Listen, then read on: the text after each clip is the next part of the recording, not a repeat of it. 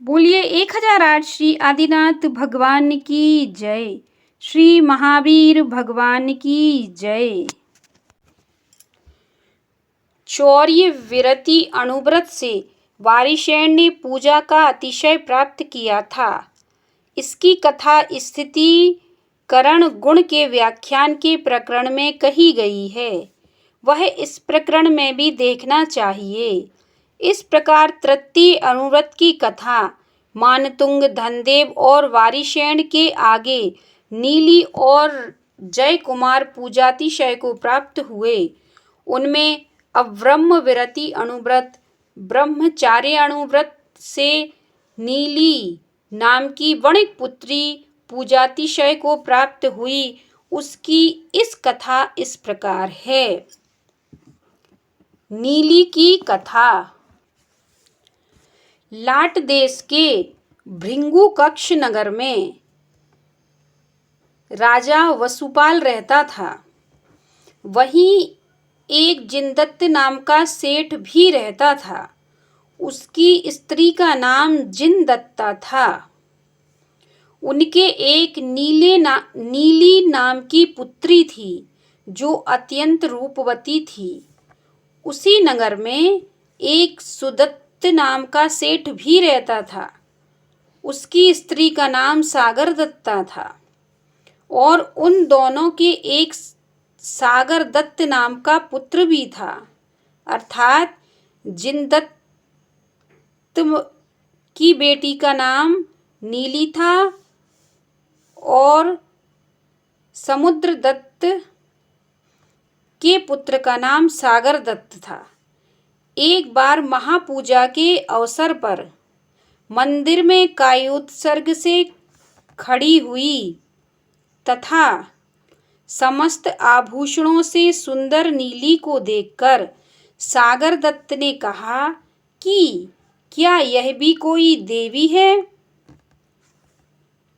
यह सुनकर उसके मित्र अर्थात सागर दत्त के मित्र ने कहा कि यह जिनदत्त सेठ की पुत्री नीली है।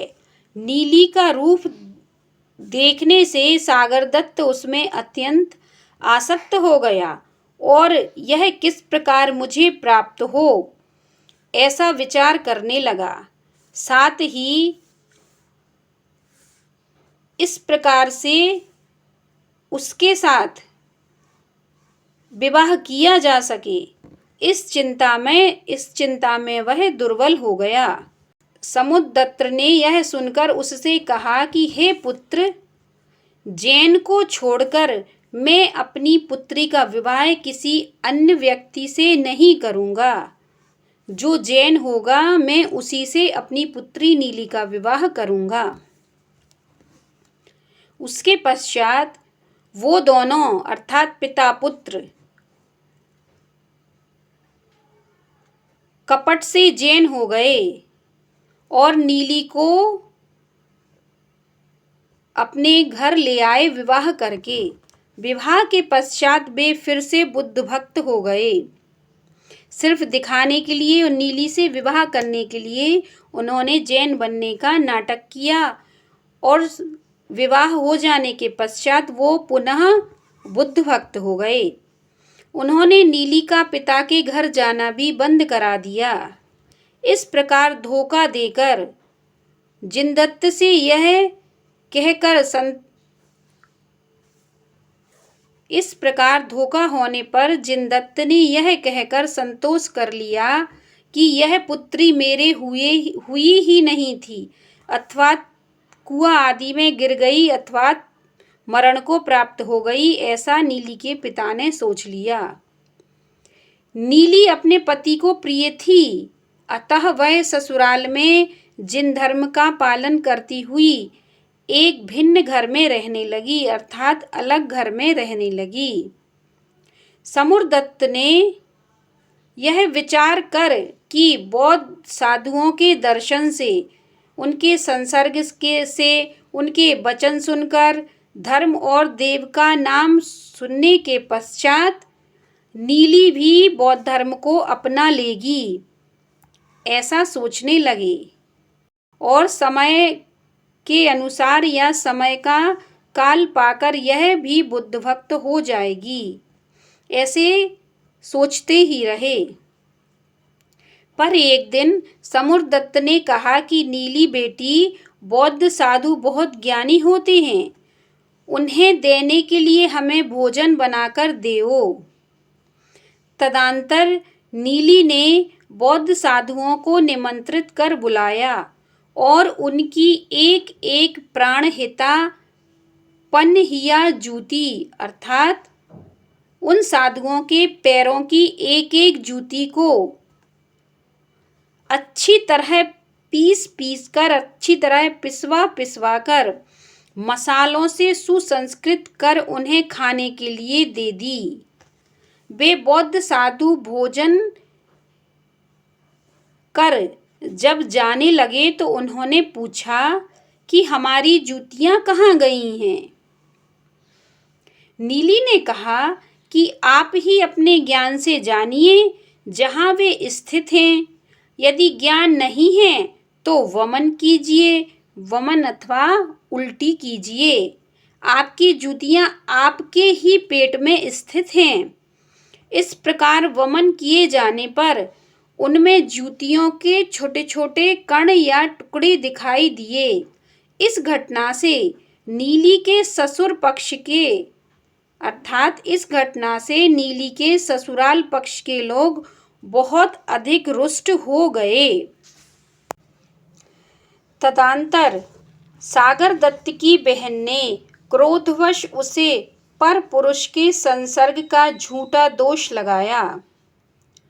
जब इस दोष की प्रसिद्धि सब ओर फैल गई तब नीली भगवान जिनेंद्र देव के आगे संन्यास लेकर कायोत्सर्ग से खड़ी हो गई और उसने नियम ले लिया कि इस दोष से पार होने पर ही मेरी भोजन आदि में प्रवृत्ति होगी, अन्यथा नहीं।